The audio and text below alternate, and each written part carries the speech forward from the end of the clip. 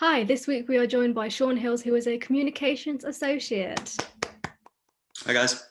So could you tell everyone a little bit about what your day-to-day is like in your role?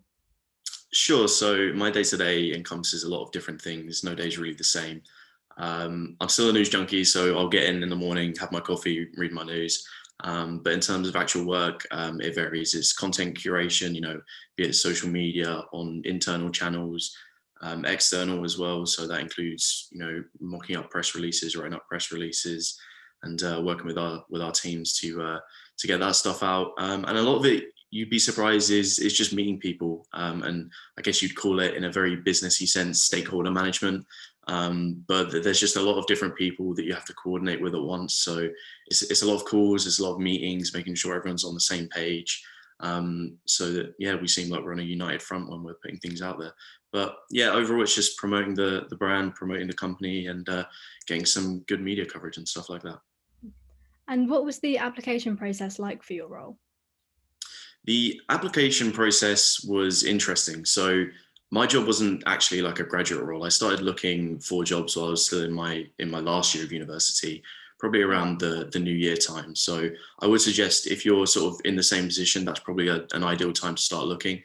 And then when it came to my job, I knew that I kind of wanted to divert away from journalism and into PR or something similar. I just wasn't quite sure what. So I kept my options open. I would also say, with the role I did end up applying for and getting, it wasn't advertised as a graduate role, which a lot are these days. So just be on the lookout for roles that maybe aren't necessarily advertised as graduate roles. Just check the job descriptions, because it might be the case that they are looking for the sort of like graduate type, but it's just not something they can put in the job title. Yeah. But when it came to actually applying, it was simply just to send in a CV and then followed up with an interview. Um, I'd say with the interview process as well, just make sure you dress smartly. I was told, when I did get the job, there were other candidates who just came in, they weren't wearing like business attire and stuff like that. It's just, there's those small things that you have to think about. So, just dress up smart. It's better to look, overdressed than underdressed. But yeah, just go in with an open mind. Make sure you're prepared for your interview, of course. Read up on the job spec that they've given out. They're going to be asking questions that are specific to that, and go from there. So yeah, it was just send in a CV. They were happy with that. Come in for the interview, and it went from there. And would you say well, I guess because the company you work for, they're not a company that really specializes in media, but Mm. they still need like roles for social and for PR and all of that stuff. So when you searched for it, was it just a communications role that you searched for, or were you looking at other things and then you just like happened to find it? Sure. So I would imagine it helped that the job was really local to where I was at university. So it was like being shot up on the job boards. But that is mainly where I was looking. I was just going onto jobs boards, typing in literally as simple as a Google search for, PR roles, communication roles, things like that. Mm. So yeah, I just go into it with an open mindset like that. Go look in a more general field. Maybe then, once you start to delve down into some jobs that you start seeing, you can go a bit further into, oh, I want to specifically do this or that. But yeah, just try and bring in as many different job boards as you can as well. There's not just one out there. You don't just have to go on just Indeed or just Monster and things like that. Just make sure you're looking at them more, because companies don't necessarily post on all of them. So And when you started, was that just after we finished exams or a bit before? it was. So I actually started my job technically while I was still at university. I started on the Monday. We graduated on the Tuesday, so I got a day Oh, off and wow. leave to graduate, and then went back to work again on the Wednesday. Um, and obviously they were great about that. They were really flexible and said, yeah, of course you need to have a day off to graduate. That's fine. But it worked out well for me, because I was told I had my interview, I think, in like February time of that year. Oh, wow. Yeah, bearing in mind that term time sort of ends around May, June-ish time. Yeah. But they did tell me, like, so I went into the interview worried, like, oh, I'm not going to be able to start very soon. Like, I kind of need to concentrate on my studies first. And in this case, it was perfect, because they said, oh, we're not actually looking to bring someone in until sort of June time. So I'm not going to say you're going to get as lucky as that, to everyone out there, but you never know. It's worth just going in, getting these interviews, because even if they don't want to take you on, or even if you don't get the job, it might be the case they can give you valuable feedback for future interviews. Yeah. And with people who are still at university and applying, would you say to them to mention that they won't start straight away in their application, or just mention it if they get to the interview stage?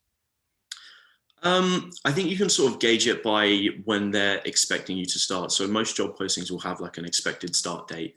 I think this one had one that was sort of close, but not quite to what I needed. So it was like I needed like a month or two more. So I'd say in that sense, if it's only a month or two more, definitely go in. There's no need to mention it. You can talk about that in the interview. I think they just want to kind of get you in first to, see if you're worth it. It might be the case, they'll wait a bit longer if they really think that you're a worthy applicant. So I wouldn't mention it. I'd say just be more sensible when you're actually applying in what you think you'd be able to go for and actually, get in the end. If something says, oh, we need someone to start in February and you're applying in February, you're probably not right for the job. But at the very least, if you still feel like it, you could apply. And again, you might get the feedback that helps you in the future. Yeah. And what skills would you say were essential for working in PR or communications? So initially, obviously, switching over from journalism, I think you have the added advantage of you've been on the other side. I think they really value the fact that you're not just coming from one strict background to the other. You've now been in the middle of the both. So that really helps. I think as well, the skills that you're carrying over in my case, so like strong writing skills, they really value stuff like that, like things as simple as press releases, internal memos. When you're a strong writer, it really helps, build your case for having a job in that field. And then beyond that, the major thing I'd carry over from being a journalist is people skills. When you were out there going out delving into stories and things like that, that's another thing that is valued in the PR industry, because you're going to be coming face to face with so many different people and trying to build relationships. Again, it's more of a businessy thing, and you're doing it to network and things like that. But it just really helps when you're a people person. At the same time, I wouldn't, want to scare off introverts. If you're an introvert, that's fine. You can still find roles that will suit you. But I would say it's good that when you can build those relationships. Yeah. And when you mentioned skills that were transferable from journalism, do you think that having a media related degree is probably like quite essential for your job, or do you think like any essay based subjects are fine? I mean, I know people that have degrees in sort of broader English fields. Like my boss, for instance, has an English literature degree. So I think you don't have to have something specific to media. Obviously, it certainly helps. I'd encourage you to definitely put any extra qualifications you have on there outside of degrees as well, and anything from university. So, for instance, I have NCTJ qualifications. If you have the opportunity to do them, definitely do it, because any sort of qualification looks great on an application. It doesn't really matter what it is. It shows that you're willing to learn and put the time and effort in. Yeah. And on that, do you think an NCTJ qualification is something that people need, or just like it's nice to have if you have it? It's not a necessity, but it certainly will help your case. So again, if you have the chance to do it, definitely do it. But you're not going to get hamstrung if you don't have those qualifications. As long as you make up for it in other areas, you'll be okay. But again, I think most employers, when they see a CV, if you've got any form of actual like qualification on there, Yeah. it just sort of helps your case either way. And if you don't, it might be the case that a company might take you on and sponsor your development towards a qualification. They might be the ones that contribute towards getting it all paid up if you're struggling in that sense. Yeah.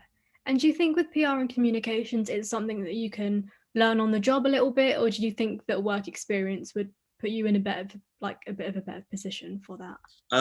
No, actually, I think you can learn on the job. So again, coming back to my case, I studied as a journalist, but then switched over. I think they were very conducive and keen in the fact that I could take some time to learn on the job. So I came into a very broad ranging role, where I was sort of filling out those gaps that maybe I didn't have the knowledge. So I had plenty of knowledge of the media. I could, from taking press releases, I could probably write a press release without much difficulty. But when it comes to PR and communications, it goes a lot wider. So there's internal communications, so making sure that the workforce is in the know and is genuinely happy. You have to improve that engagement. There's also marketing as well. There's a lot there that you have to learn. But again, there's stuff where the web sort of all come together and it's all very transferable. So I think most employers would be happy to let you learn on the job, and that's okay. If you can get the experience, if you're going to sort of move into that field earlier on, definitely do it. But at the same time, yeah, I think there is plenty of time to learn on the job. A lot of employers will be okay with that happening, as long as you're coming in with, some semblance of what you should be doing and the right attitude, for sure. And on that, if anyone's watching and thinking of applying, just be honest about your skills. I think that's another really important thing. Like, for people not to just lie and say that they can do everything when they can't. No, absolutely not. It's better not to be, stuck under deep water than it is to come in and everyone knows that you maybe going to need a bit of help on, a bit of a launch pad to get going. That's, Yeah. I'd absolutely advocate for that. And with your job, are there any specific like programs or any bits of software that you use that like people could maybe brush up a bit on? Yeah, so one of the big things, and you'll hear this a lot, no matter what field you're in, is measurement. Everyone loves metrics, measurement these days because it's something tangible. It shows you that you're either doing your job well or where you need to improve and things like that. So definitely sort of get some knowledge of some sort of analytics for either social media or web. I know a lot of people, quite generally, their first stop will be Google Analytics, which is fine. That's a great start. But once you delve further in, there's most companies use things like Hootsuite as their social media platform. So get into their sort of analytics. I think their analytics I think it's Talkwalker, or Talkwalker is a similar one that Yeah. aligns with it and things like that. So if you can get used to analytics, things like that, like Talkwalker.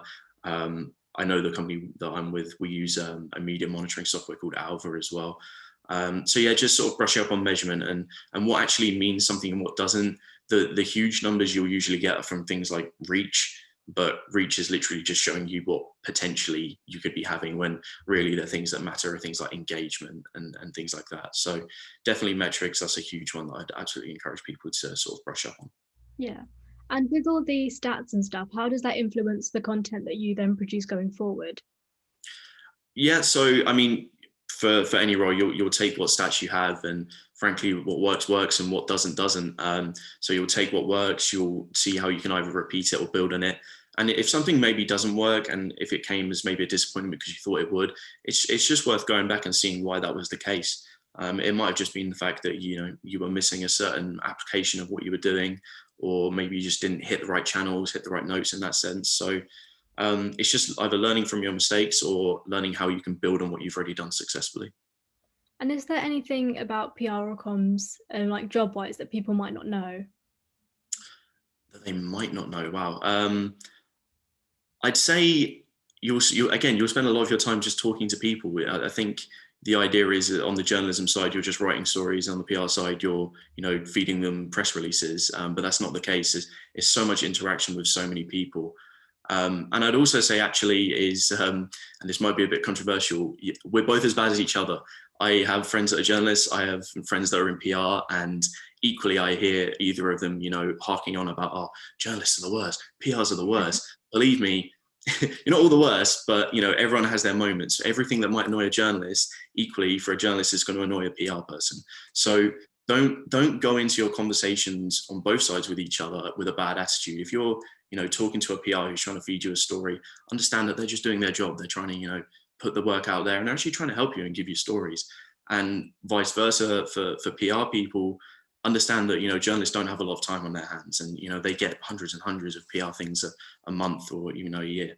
So I'd just say have some consideration for the other side no matter what, because you're only going to help each other if you're on the same page with things and if that relationship is strong. So Yeah. that's definitely the major thing. And when it comes to building contacts, are they just made through like just getting out there and meeting people, or do your work provide them? Like, how does that all work? Sure. So again, very similar to a journalist, the onus is on you to go out and make those contacts. If I, as a PR person, want to get some stories out there, I'm going to have to go out there myself, meet journalists in some regard, or get in touch with them and sort of, get them to meet me and figure out what I'm trying to sell them. And then beyond that as well, I think if you can get it, your employer might send you on some development, either courses or to conferences, things like that. It's great to meet like-minded people that are doing what you're doing, either up and down the country or even internationally as well. So like I've traveled up and down the country plenty doing things like this. I've traveled abroad, to meet other people. So yeah, I think it's just doing that and trying to get out there. It's on you at the end of the day. Similar to being a journalist, if you're going out there to find a story, being a PR person, you're going out there to find the people that will take those stories. And are there any like go-to places that you look for contacts, whether it be like social media or like different lists online and stuff? Yeah. So again, and this is similar to the analytics stuff. Like most employers will have media databases. So I know for journalists, there's one of them. Is it Muckrack? Is one Oh of them? yeah, yeah. Yeah. So things like that, that sort of database journalists And for any journalists out there, a lot of you, you'll be on databases you don't even know you are.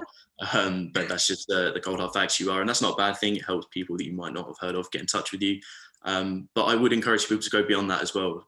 Even if an employer does have that, Twitter is a great place to go and delve via hashtags for people you might not have found before, especially when you're in a very industry specific. If you're trying to look for like trade publications, for instance, it's great to go out there because they're going to be using a lot of like very hashtag specific things when they're tweeting and Instagramming. And when it comes to writing press releases, how do you sort of get the information and structure it all? So it depends on who you're working for. So some employers might have like a template where they like to, really structure out in a uniformed way every press release they have. If not, it sort of just depends on the situation really and what story you're trying to tell. It actually mirrors, what a journalist might write anyway, because we're trying to get you to write it. So in the same way, a journalist might structure a story via, the conventional pyramid, where they have their first line, they'll have a quote, and then they'll have more deep information like that afterwards. You'll find press releases run the same way. Perhaps the only difference is with a press release is it's going to have a lot more facts and figures tagged onto the end, just as like an information pack perspective, because then it sort of allows the journalists that are being given the story to maybe write the story in their own way and pick out the facts and figures that they feel are more pertinent. And when you first started, was there anything that you were faced with that you maybe didn't know how to work around, or you didn't know how to do a task or anything? And then how did you overcome that? Yeah, so I mean, for me specifically, and I'd say this to anyone if you're going into PR, unless you're working for like an agency or someone like that, that just, more general things, they do a load of different things. If you're going into like a business, it's going to be the business you have to learn. So for me, I work in like an aerospace field. So my mind is now full up of just, so useless aerospace knowledge, but to me, it's great. So it's just, initially you're going to have so many gaps in your knowledge about what stories you're going to be trying to tell that you're just going to have to absorb and learn as you go. So it's not something to worry about, but it's just how the business you're working for works, and also how business works. It's really like an eye-opener for how the world works in terms of a business and how they make money and what they need to do, what their targets are, and just how they work in that regard, really. And with all the learning, was that stuff that you just did like in your own time by just reading up on things, or was it like you asked people in the office for help about certain things? A mixture of both. Definitely, your colleagues are vitally important in a role like that. If you're coming in and you're fresh and you're new, I think the fear is you're kind of worried that you're bugging them, but don't. It's easier for them if they can get you on track quicker, because then they don't further down the road have to keep helping you out. So definitely ask your colleagues. Use them as a crutch initially. It's not going to be a problem at all. But then beyond that, do everything you can to help yourself out. If you are working in a very specific and niche business, look up any publications that might cater to that. There's always a magazine or a newspaper for everything at the end of the day, or a blog or a newsletter, something like that. So it's a bit of both. Definitely, rely on your colleagues, but at the same time, do everything you can to help yourself out, really. And what are your favorite and least favorite bits about the job? Oh, my favorite and least favorite. Was it going abroad? Yeah. I might just say one of the highlights is when you do get to travel abroad and meet new people. Like I said, just going to conferences and just seeing. For me, again, working in aerospace, that's really cool. We do a lot of cool things. Just last week, I was in a flight simulator, which was really cool. That's one of the more fun things that I get to do, which is great. So definitely that, and just being able to travel, meet new people, and learn new things.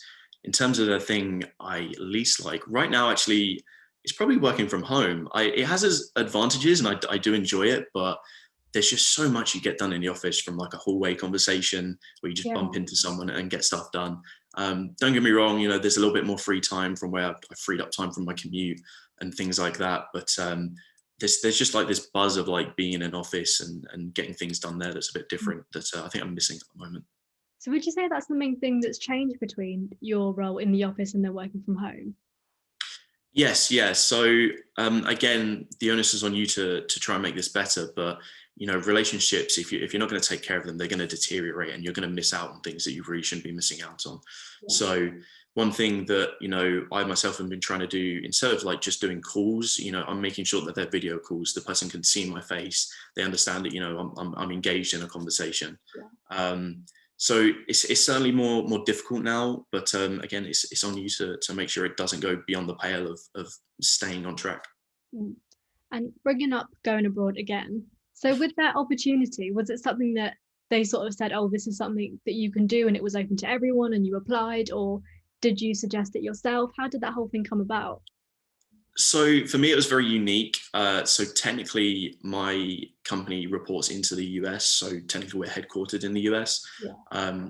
And because I spend probably, I'd say the split of my work is 70% working with colleagues that are based in the US and 30% in the UK. Oh, wow. It was more unique in the fact that I kind of had to go out there to meet who I was phoning up every day of the week, Yeah. quite regularly. So I'm not going to, not everyone's going to get that. But coming back to, whether or not you initiate that, definitely do. If you can, if you work for a company or you work in PR, maybe that has a customer that's abroad, definitely if you can make a good business case for it, pitch out the idea that you should be meeting these people, in person abroad, because it certainly helped me. And it was definitely necessary. And if it needs to be done in the future and I feel like it's a necessity, then I'll bring it up. So definitely. Yeah. And with things like pay rises as well, how do you sort of start those conversations? Pay rises. So firstly, make sure that you have a reason for asking for a pay Yeah. rise. That'll probably be for one of two reasons. Either it's been a while since you had a pay rise, or maybe you entered a job, you've been in it for a couple of years, and your salary hasn't moved. The Yeah. other reason is, it's done on merit and you deserve it. So firstly, make sure you have a reason. If you don't, there's no point you asking for a pay rise. They're just going to send you away and you're not going to have an argument to prove them otherwise.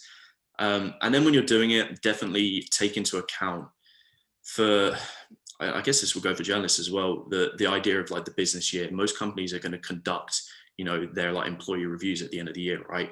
So that's the sort of time of year they're also going to be reviewing pay. So don't get through your review at the end of the year and then get to February, March next year and ask for a pay rise. They're just going to say, no, you should have asked at the end of last year. So just be wary of when those sorts of things happen. It might change and vary from company to company, but make sure you're not going to be doing it at an inopportune time. Equally, maybe if you work for a company that's struggling and they're laying people off, it's not going to be worth asking for a pay rise. Yeah.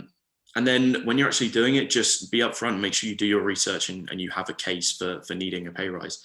If it might be the case that, you took on some extra work where a colleague maybe left, or you just took on some extra work in general, and you're doing work that's outside your job description. If you're doing that for months on end, you can sort of get to the end of the year and go, look, I've been doing a job that I'm not technically being paid to do, so I need to start getting paid, to be doing it.